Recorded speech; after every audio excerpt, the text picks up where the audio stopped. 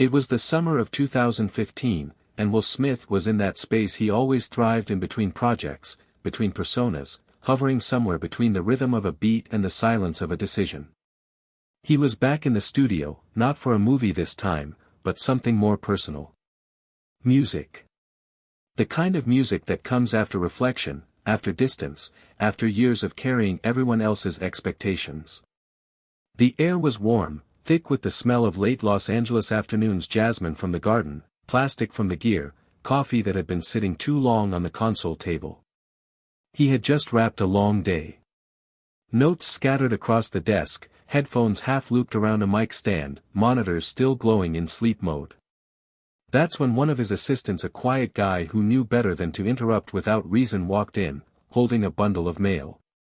Most of it was nothing. Scripts. Invitations.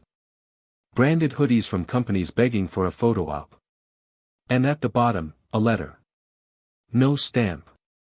No return address. Just a clean, white envelope with 2 words on the front, Will Smith. Not Mr. Smith. Not to the Fresh Prince. Just his name, handwritten in a style that felt neither childlike nor calculated. He noticed it, only because of how unnoticeable it was that he opened it without thinking. His fingers were already used to sorting through this kind of thing. He didn't expect anything strange. But when he unfolded the single sheet inside, something shifted. There was no date. No signature. No message, only 3 words, from your half-brother. That was it. 3 words, placed carefully in the middle of the page, typed, not written, as if the sender had gone out of their way to strip it of emotion. Will stared at the words, blinked once, and let out a sound that could have passed for a laugh, if it had lasted any longer. He flipped the page over. Blank. Checked the envelope again. Nothing. No clue. No game. No name. His first thought was obvious: someone was messing with him. It wasn't the first time. Fans, trolls, people looking for money, clout, a few moments of his attention. He'd seen it all before. There was one guy a decade earlier who wrote him claiming to be his past life sibling from Egypt, and another who mailed a letter every week insisting they were secretly related through a spiritual grandmother who appeared in dreams. This, compared to those, was subtle. Minimal. And maybe that's why it lingered that he didn't show it. Not then. He just tossed the paper onto a pile of miscellaneous things on the corner of his desk, that quiet zone where objects go before they're forgotten or rediscovered. He didn't say anything to his team. He didn't tell Jada. He didn't bring it up in conversation. But later that night, when he went back into the studio to grab his keys, he looked at the letter again. Didn't pick it up, just looked. Then walked out. Days passed. Then weeks. The letter stayed right where he'd left it. Covered eventually by magazines, a pair of sunglasses, a crumpled draft of lyrics he'd never finish. Life carried on. He was filming again. Traveling. Accepting awards. Posting goofy videos with his kids. Laughing. Working. Being Will Smith. The man people saw confident, magnetic, always in motion had long since mastered the art of compartmentalization. If something didn't fit into the version of himself he was building, he knew exactly where to bury it. The letter, as far as he was concerned, was a non-event. A whisper in a crowded room, but if you know anything about whispers, it's that they don't always disappear. Sometimes, they wait. They slip into the quiet moments. Into the cracks between rehearsals. Into long plane rides. Into the 5 seconds before sleep when the mind drifts into what-ifs.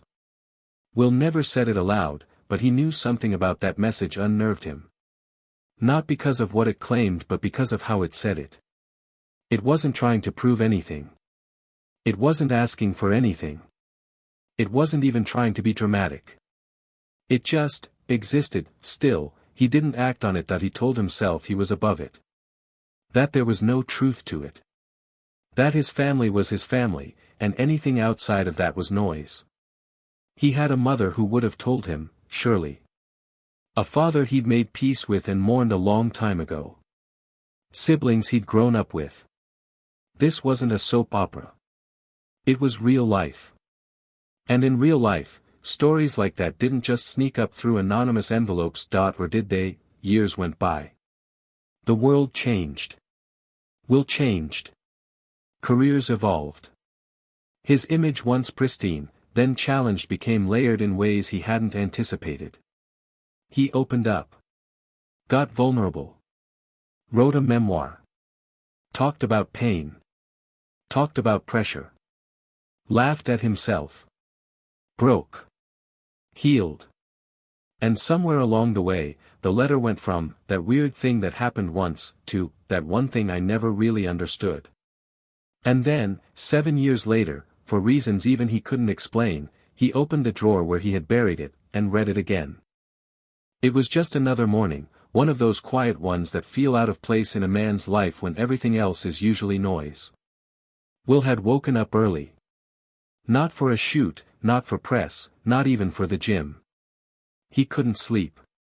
Something had tugged at him in the middle of the night, that low, wordless feeling that hums beneath your ribs when a thought refuses to leave you alone. It wasn't anxiety. Not exactly. More like gravity. A soft, constant pull. He padded across the house barefoot, careful not to wake anyone. Even the walls felt asleep. The hallway light flickered as he passed by the guest room, the one that had somehow turned into his unofficial storage bunker. That's where the drawer was. The one full of old notebooks, expired IDs, unopened fan mail, and a half-broken drone from a YouTube challenge that went sideways. And somewhere in there, buried beneath forgotten fragments of his own life, was the envelope. The same envelope. Untouched since 2015. Will didn't hesitate. He pulled the drawer open, rifled past the clutter, and found it. The paper hadn't yellowed much. The ink hadn't faded. It was still crisp, still cold. 3 words. No more, no less, from your half-brother. This time, the message didn't land like a prank. It landed like a wound you didn't realize was still open. For a long moment, he just sat there on the edge of the guest bed, holding the paper between his hands like it might tell him more if he stared hard enough. He whispered the words under his breath, once, and then again, like he was trying to hear them differently. The phrase wasn't just strange now. It was personal. And he didn't know what unsettled him more, the message itself, or the fact that it still had power over him after all this time, that he could have Googled it. Hired someone. Pulled out his contacts and made a few quiet calls. But that wasn't how he wanted to find out. Not with something like this. Some truths didn't belong in emails or phone records or government databases. Some truths had to come from the one person who'd been there from the beginning, that he called his mother. Caroline Bright had always had that kind of presence, warm but direct, comforting but never naive. Will's relationship with her had changed over the years. At times, she'd been the only one who could cut through his bravado. Other times, he'd shut her out, not from anger, but from the sheer pressure of living in 2 worlds, the son she knew, and the persona the world adored. But now, as he stood with his phone in hand, thumb hovering over her contact, there was no persona left to hide behind. Just a quiet question that had waited 7 years too long. She answered on the 3rd ring. Cheerful, awake, like mothers always are when they somehow know their child is calling with something that matters. "Hi, baby," she said gently. "You all right?" There was a pause. "Yeah," he said, but his voice gave him away. "I just needed to ask you something." "All right," she replied, calm as ever. "Go ahead." He didn't know how to say it. Not directly. So he started with the facts. That he'd received a letter years ago. That it had no return address. That it claimed to be from a half-brother he didn't know he had. "Silence, Mom," he said, this time more softly. "Is there something I should know?" There was no quick answer. The phone didn't disconnect, but it felt like it had. That sudden shift in air when something unspoken finally stares you in the face. When she finally replied, her voice was lower. Less certain. I was hoping you'd never have to ask me that, she said. That was the moment everything changed. Will felt his throat tighten, a feeling he hadn't known since childhood, that strange, quiet panic when your parent admits to something you never imagined possible. So it's true? He asked. I didn't want to hide anything from you, she began, then stopped herself. That's not true.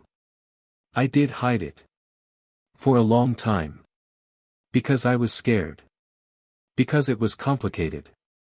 Because back then, I didn't know what it would mean for you. She took a breath.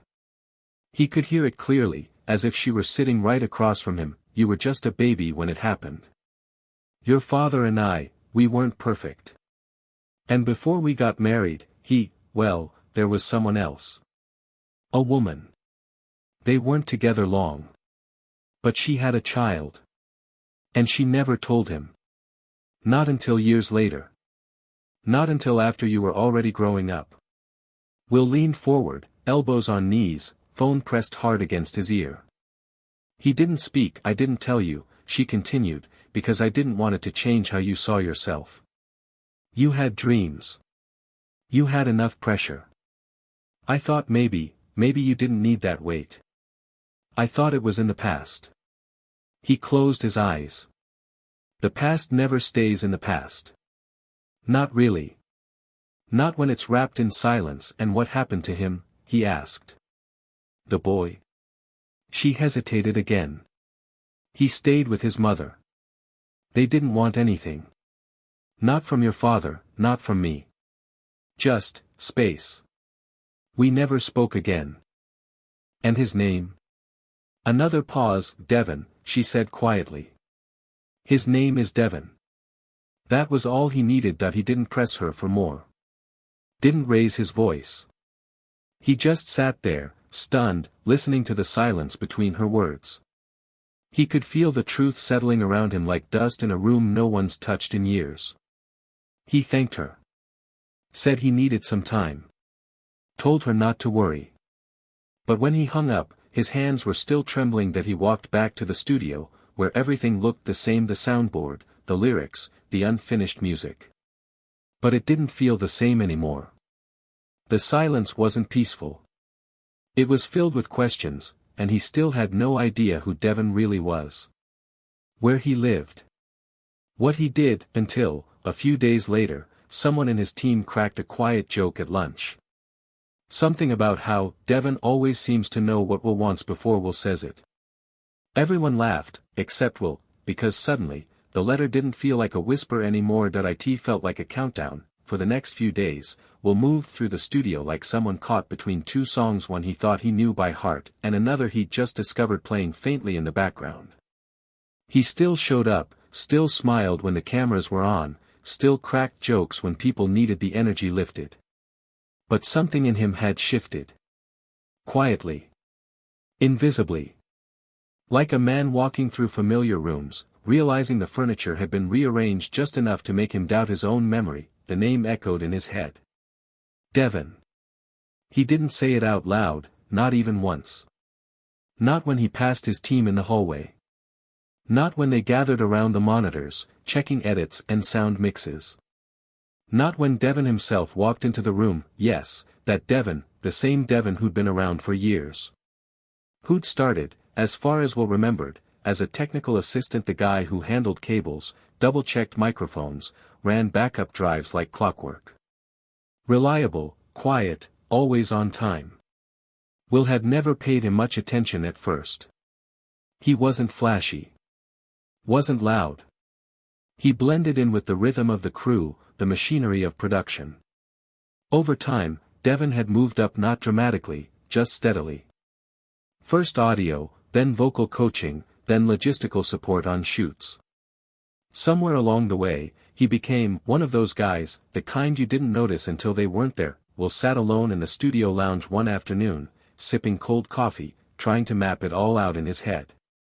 Devon had joined the team, what? Around 2014. Maybe late 2013. The timeline made sense. Too much sense. Which only made it harder to ignore. Will remembered the first time he actually spoke to Devon beyond a quick, thanks, or good job.